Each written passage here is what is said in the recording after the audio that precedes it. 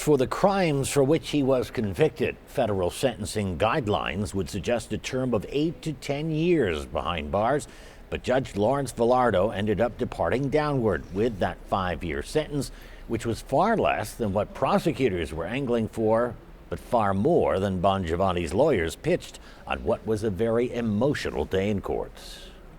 Joe Bongiovanni struggled to keep his composure when speaking of the unwavering support of his family, several of whom wept before leaving court during what was a 6.5-year legal ordeal since his arrest in 2019.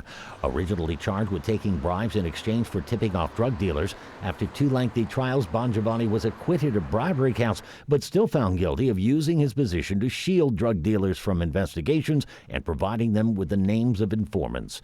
Prosecutors had pushed for a 15-year sentence, saying Bongiovanni's crimes were worsened because he was in a position of trust and sworn to uphold the law.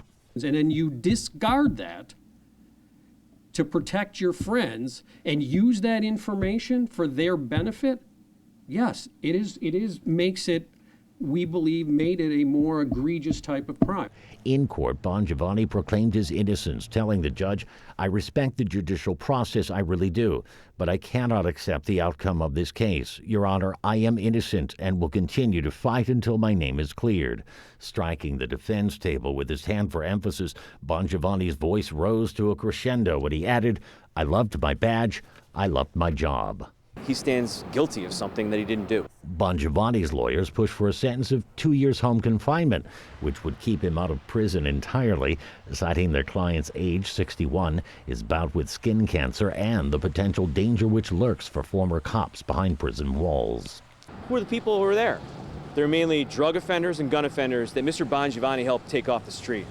So it's an extremely dangerous place for him and a very difficult place for him to serve. He's going to have to serve time in protective custody. But not right away, as the judge agreed to allow Bongiovanni to remain at home until his appeal of today's sentence can be considered. Judge Villardo said the 5-year sentence, followed by 3 years of supervised release, was, quoting now, sufficient but not excessive for someone with no criminal past and who has never been to prison before.